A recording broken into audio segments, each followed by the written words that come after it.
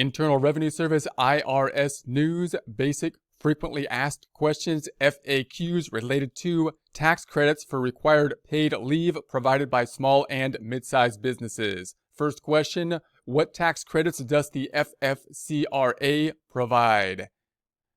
The FFCRA provides businesses with tax credits to cover certain costs of providing employees with required paid sick leave and expanded family and medical leave for reasons related to COVID-19, April 1st, 2020 through December 31st, 2020.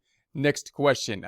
When can employers start claiming the credit? When can employers start claiming the credits? Eligible employers can claim tax credits for qualified leave wages paid to employees on leave due to paid sick leave or expanded family and medical leave for reasons related to COVID-19 for the leave taken beginning on April 1st, 2020 and ending on December 31st, 2020. Eligible employers will claim the credits on their federal employment tax returns, e.g., Form 941 Employer Quarterly Federal Tax Returns. So that's going to be the quarterly returns, the 941, in essence, the payroll returns that have to be done on a quarterly basis. But they can't, back to the text, but they can benefit more quickly from the credits by reducing the federal employment tax deposits. If there are insufficient federal employment taxes to cover the amount of the credits, an eligible employer may request an advance payment of the credits from the IRS by submitting a Form 7200 advance payment of the employer credits. So you can imagine what's basically happening here. When we do the normal payroll, what happens is you're going to withhold the taxes from the employees, taking it in essence out of their paycheck, and then you have your employer portion of the taxes. Then you're going to pay that to the IRS. Then you're going to report that that has been done quarterly on a quarterly basis with the Form 941s. So you can imagine that if you made these payments and then you applied for the credit, that the IRS would then give you the credit back. But if you already have the amount that was withheld and you can apply that out, then you can basically get paid more quickly rather than giving the money to the IRS and then them giving it back in the form of a credit. Back to the text. For the circumstances, amounts, and periods for which the credits are available, see determining amount of the tax credit for qualified sick leave wages. There's a link here. Determining the amount of the tax credit for qualified family leave wages. There's a link here for that. We'll put a link to this in the description. And periods of time for which credits are available. Okay, and next question. When will employers start to receive the credits? After qualified leave wage payments have been made, eligible employers may receive payment of the credits in accordance with applicable IRS procedures. For more information, you can see how do eligible employers claim the credit at this link here. Then, next question.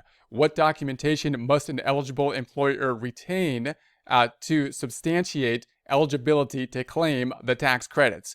Eligible employers claiming the credits for qualified leave wages and applicable qualified health plan expenses and eligible employers' share of Medicare taxes must retain records and documentations related to and supporting each employee's leave to substantiate the claim for the credits. Retain the Forms 941, Employer's Quarterly Federal Tax Return, and 7200, Advance of Employer Credits Due to COVID-19, and any other application filing made to the IRS requesting the credit. For more information, see How should an employer substantiate eligibility for credits for tax credits or qualified leave wages, link here.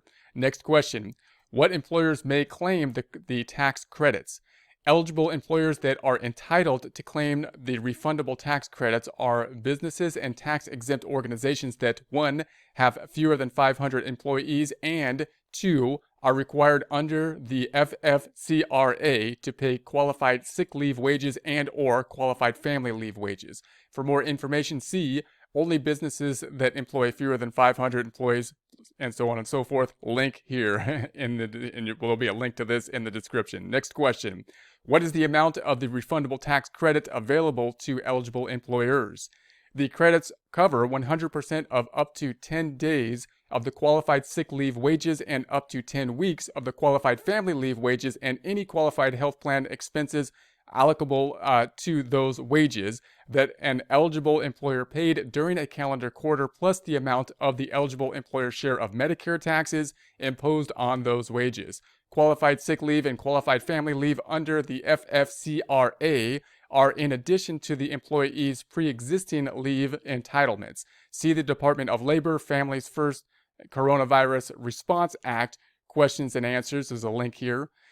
For rules regarding required FFCRA paid sick leave and expanding family and medical leave and other leave entitlements. Eligible employers may only claim a credit for qualified leave wages. Example, an eligible employer pays $10,000 in qualified sick leave wages and qualified family leave wages in second quarter 2020.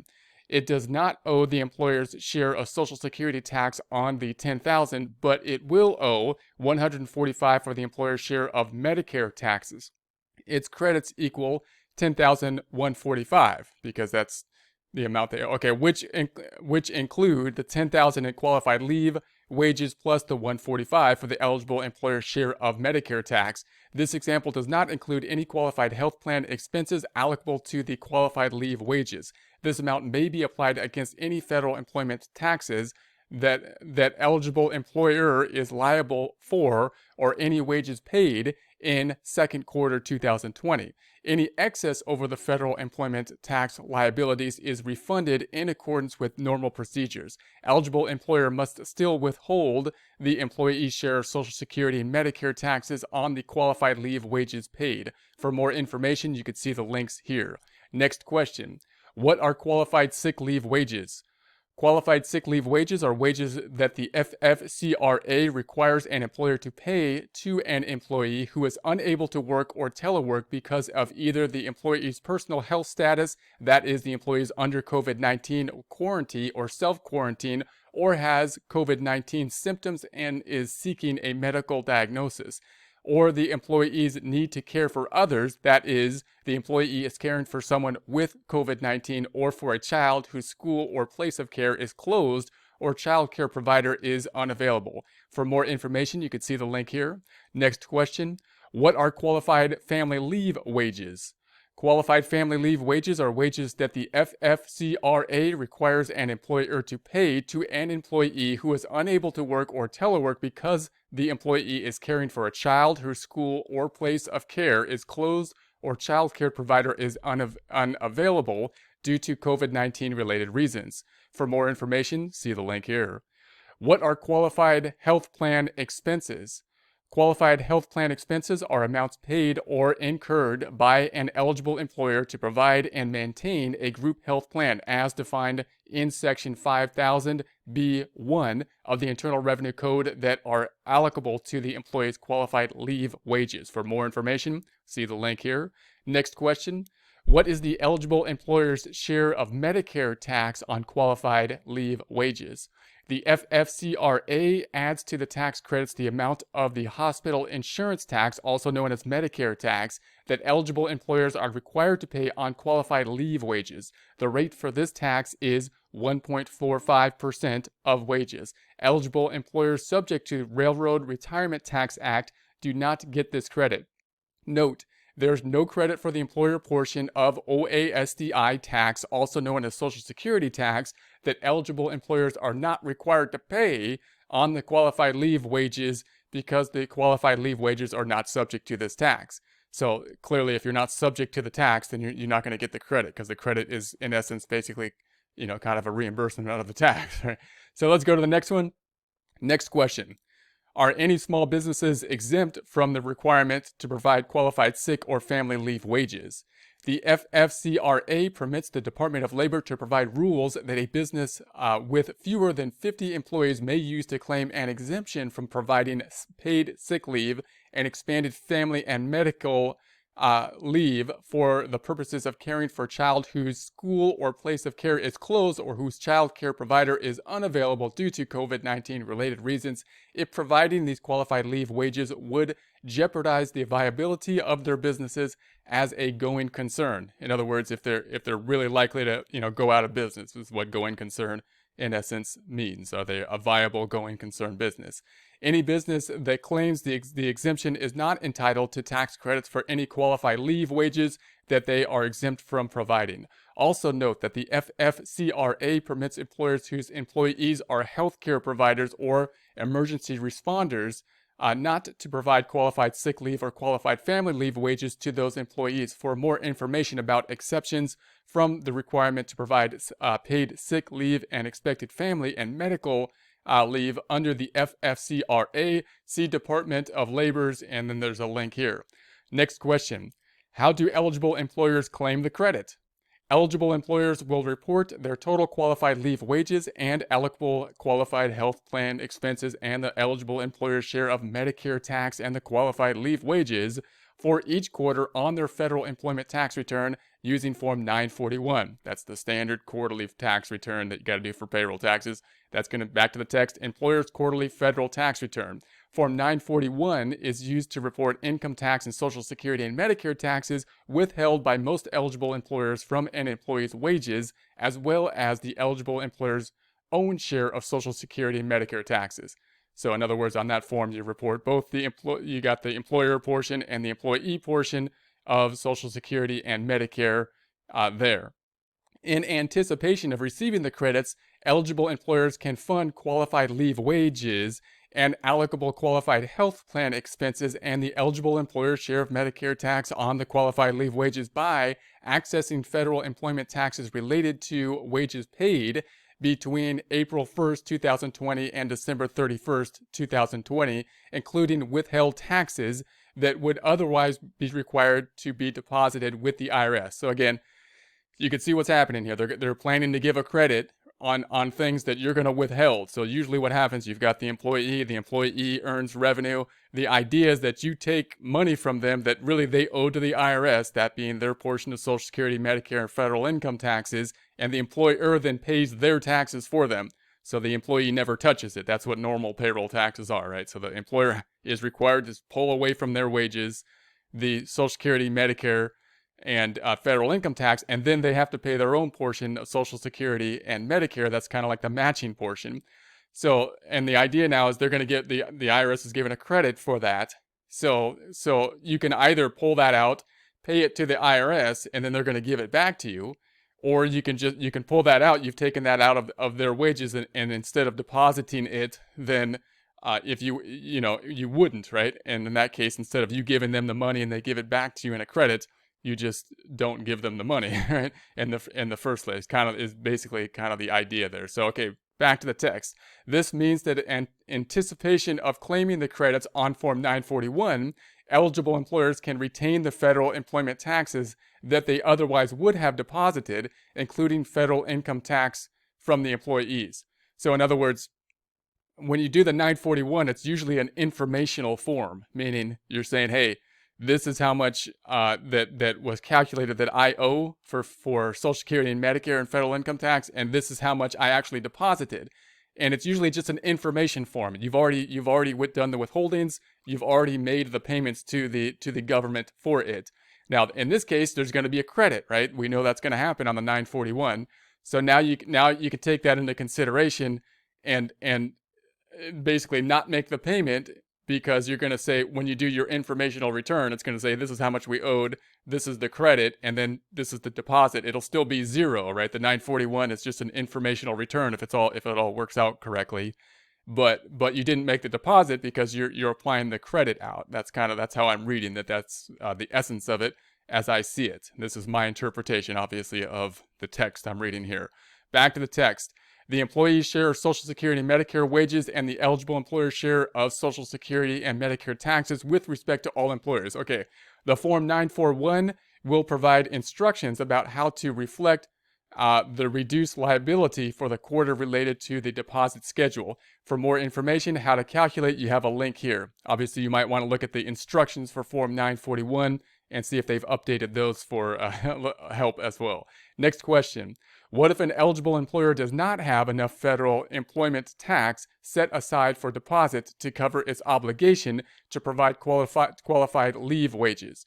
So now we're saying normally we take withholdings from the employee for the wages, and we would have to deposit those, and then we'd have our portion that we would have to deposit. What if that doesn't even cover the amount of wages we have to pay? So we don't have to give that money to the government, but it's still not enough to cover possibly the wages that we pay, and we have the short-term cash flow problem here, right? So okay, so answer.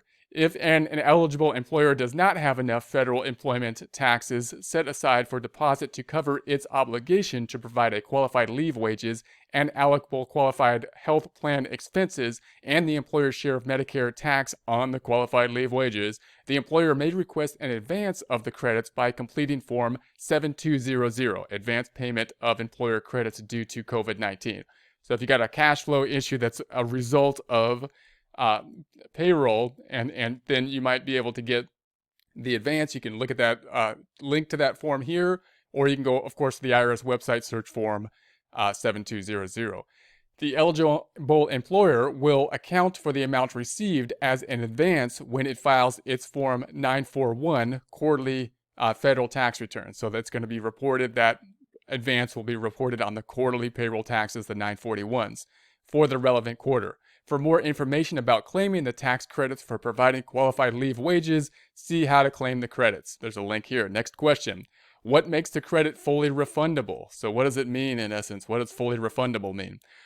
The credits are fully refundable because the eligible employer may get a refund if the amount of the credit is more than certain federal employment taxes the eligible employer owes. That is, if for any calendar quarter the amount of the credit the eligible employer is entitled to exceed the employer portion of the Social Security tax on all wages, or the employer portion of the Social Security tax and Medicare tax on all compensation for employers subject to RRTA paid to all employees, then the excess is treated as an overpayment and refunded to the eligible employer under Section 6402A or 6413A of the Internal Revenue Code. Next question.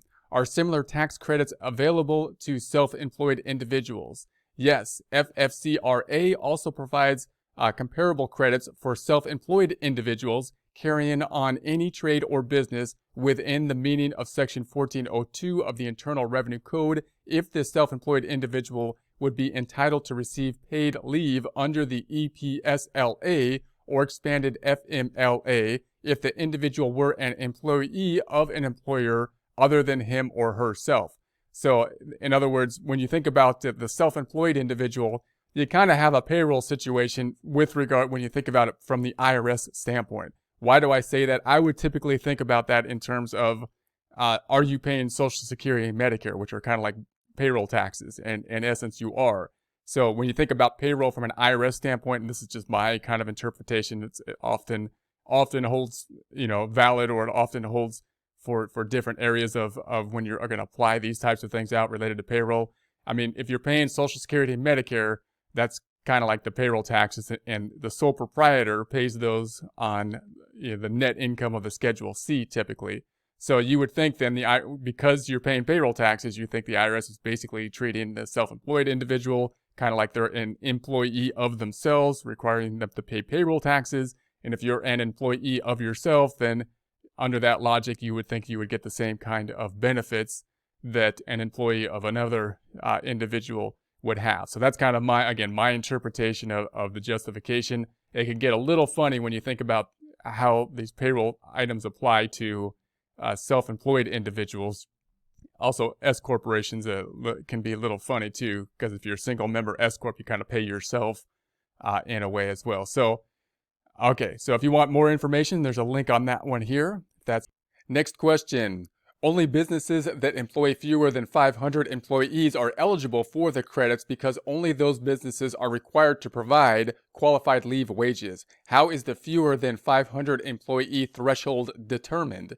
A business is considered to have fewer than 500 employees if, at the time an employee's leave is to be taken, the business employs fewer than 500 full-time and part-time employees within the United States, which includes any state of the United States, the District of Columbia, or any territory or possession of the United States. The DOL guidance provides a more detailed summary of which employers must be taken into account for purposes of the fewer than 500 employee threshold. DOL guidance also explains when businesses, entities should be treated as separate employers and when they should be aggregated as a single employer for purposes of determining their total number of employees. For more information, there's a link here. Next question. May an eligible employer reduce its federal employment tax deposit by the qualified leave wages that it has paid without incurring a failure to deposit penalty? And the answer is yes. An eligible employer may not be subject to a penalty under Section 6656 of the Internal Revenue Code for failing to deposit federal employment taxes related to qualified leave wages and allocable qualified health plan expenses and eligible employer's share of Medicare tax on the qualified leave wages. So that's the point. They're basically saying, hey, this is a special circumstance. Instead of giving us the money and then us giving you a credit, we're putting this credit involved in here. And therefore, we're telling you to basically not make the deposit in this case. And then if you're not making the deposit, am I going to be penalized for that?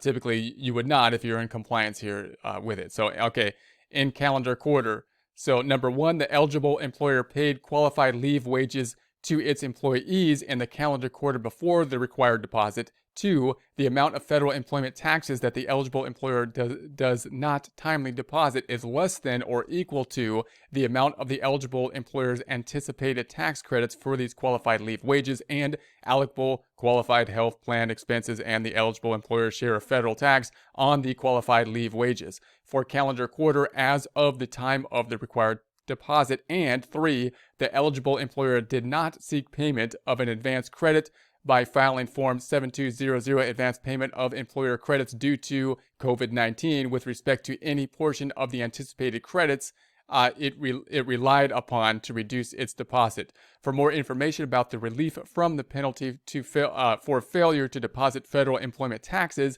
on account of qualified leave wages, you have the link here. Next question. May an eligible employer receive both the tax credits for qualified leave wages under the FFCRA and the Employee Retention Credit under the Coronavirus Aid, Relief, and Economic Security Act, CARES Act?